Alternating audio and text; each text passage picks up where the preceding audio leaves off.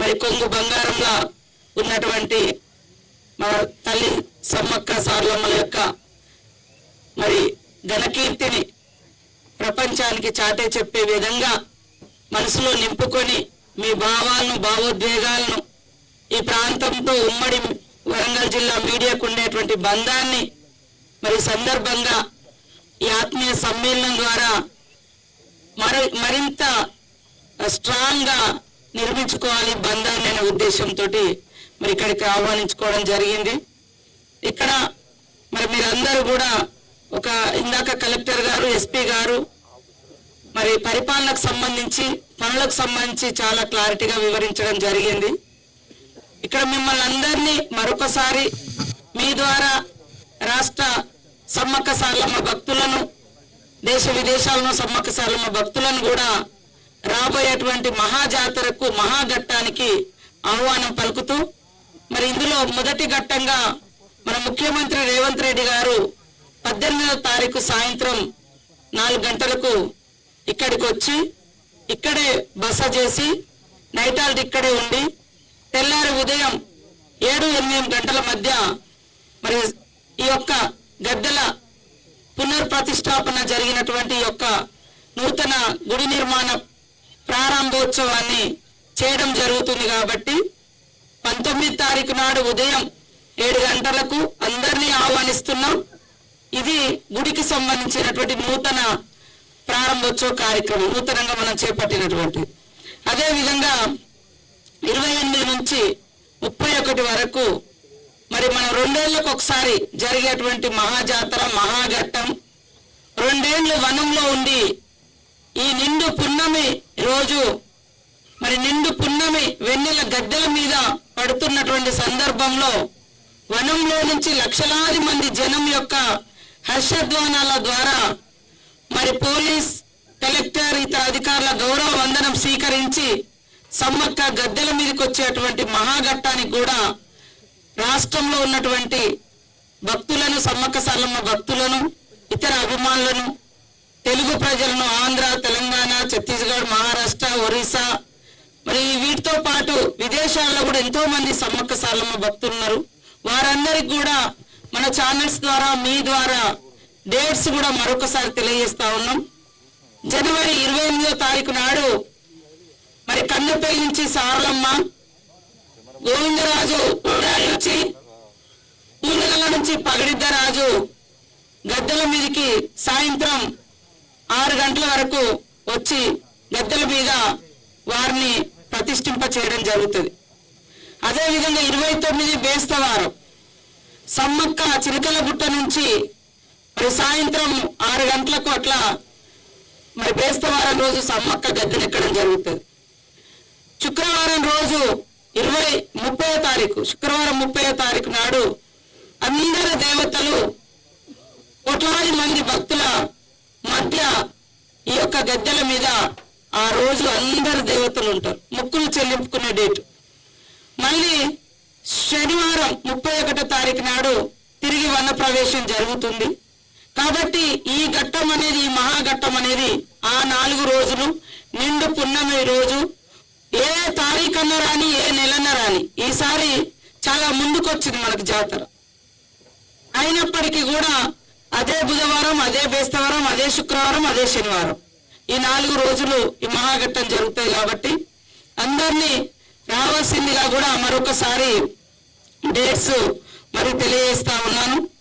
అదేవిధంగా ఇందాక ఈ గుడి యొక్క పునాది మరి గుడిలో వచ్చిన మార్పుల గురించి కూడా కలెక్టర్ గారు వివరంగా చెప్పడం జరిగింది. వాస్తవానికి మేము మరి ఆగస్టులోనే జాతర ఏర్పాట్ల పనుల కోసము నేను పోలీస్ అధికారులు కలెక్టరు ఈ ప్రాంగణాన్ని సందర్శించినప్పుడు పోలీస్ అధికారుల నుంచి కొన్ని సూచనలు వచ్చినాయి. ప్రతిసారి అటు మీడియా పాయింట్ ఉండే ఆ లొకేషన్ లో పగడిద్దరాజు గోవిందరాజు గద్దెలుండి అక్కడ ఇటు తిరిగిన వాళ్ళు మళ్ళీ అటు తిరిగి ఆ దేవుళ్ళ కాడికి పోవాలంటే ఇబ్బంది అవుతుంది, తొక్కిసలాట కూడా అవుతుంది. కొంతమంది పాపం ఆ ఇద్దరు దేవుళ్ళ దర్శనం దొరకడం లేదు అన్నప్పుడు మరి చిన్నగా మొదలైనటువంటి ఆలోచన మరి ఒక 4 రోజులు మేమంతా ఆలోచన చేసి తర్వాత పూజార్లకు చెప్పి పూజాలు మన పెద్ద పూజార్లను ఇంకా పూర్వీకులను ఆలోచింప చేసుకొని అవన్నీ అయిన తర్వాత మా దృష్టికి వాళ్ళు ఓకే అన్నాక చిన్నగా మాస్టర్ ప్లాన్ తీసుకొని మరి మార్పులు చేర్పులు మనం చేస్తున్నాం కదా, ఒకసారి సీఎం గారి దృష్టికి తీసుకెళ్దాం. సీఎం గారు కూడా రేవంత్ రెడ్డి గారు, నాకు తెలిసి మేమిద్దరం 2009లో ఒకే శాసనసభలో ఎమ్మెల్యేలుగా ఉన్నాం. బహుశా ఆ ఇయర్ 10వ నెలలో జరిగినట్టుంది, 2010లో జాతర జరిగినట్టుగా గుర్తు. 2010 నుంచి వారు ఇప్పటి వరకు రెగ్యులర్ గా వస్తున్నారు. ఎవరైనా భక్తులు కూడా ఏదైనా ప్రోగ్రాం పెట్టుకున్నప్పుడు విడివిడి సందర్భాల్లో కూడా రావడం జరిగింది. అదే కాకుండా పాదయాత్ర కూడా ఒక ప్రతిష్టాత్మకంగా తీసుకొని చేయడం జరిగింది.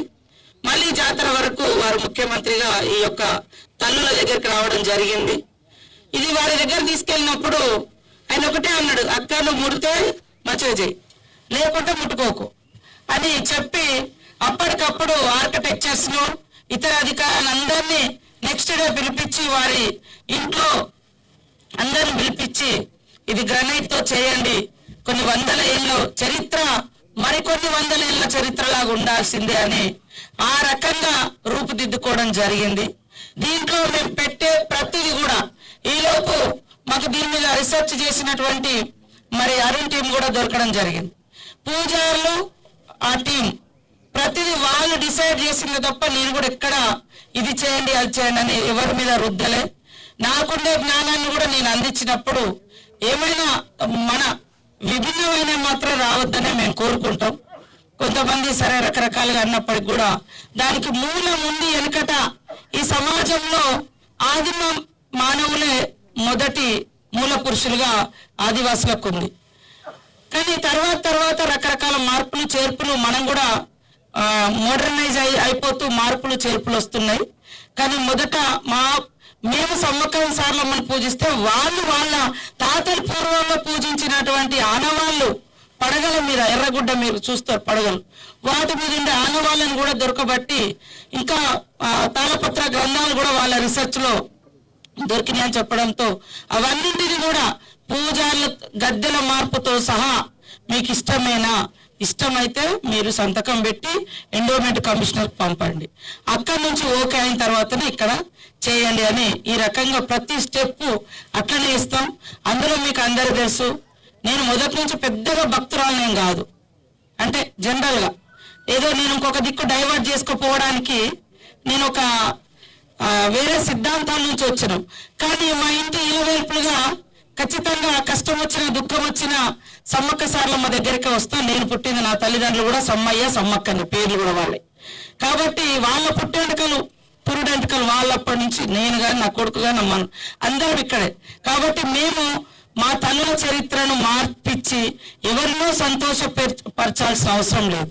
ఇందులో ముఖ్యమంత్రి గారు పూర్తి స్వేచ్ఛ ఇచ్చి ప్రపంచ చరిత్రలో ఇప్పటి వరకు ఇలాంటి గుడి నిర్మాణము ఏ గవర్నమెంట్ నిర్మించలేదని పూజారులు రీసెర్చ్ చేసిన పిల్లలు చరిత్ర కూడా చెప్తుంది.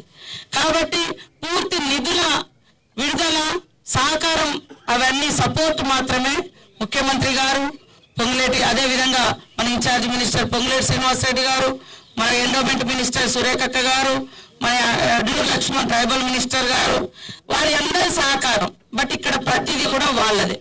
ఒకవేళ నేను కూడా ఏమైనా చూడని లేకుంటే డౌట్ ఉన్నాయంటే మేము అడుగుతున్నాం. మార్పులు చేర్పులు ఉన్నా కూడా పూజారులు అదే మా పూర్వీకులు ఇంకా ఇది మనది రాదు, ఇది అనవసరంగా చెక్కిరా అంటే ఎప్పుడైనా మార్చడానికి మేము సిద్ధంగా ఉంటాం పైన శిలల మీద. కాబట్టి దయచేసి దాంట్లో ఏమన్నా రాతలు మీకు ఏమైనా డౌట్ ఉన్నా పూజారులు అడగండి, అక్కడ కలెక్టర్ని అడగండి, నన్ను అడగండి, అక్కడ ఒక టీం కూడా ఉంది, ఆ టీం వాళ్ళని కూడా మీరు అడగండి. ఇప్పుడు మనం నమ్మింది ఒక సిద్ధాంతం, ఇంకోళ్ళు నమ్మేది ఇంకొక సిద్ధాంతం, వాళ్ళ దారి వాళ్ళది, వీళ్ళ దారి వీళ్ళది, మధ్య దారి మధ్యది, అట్లా ఉంటాయి.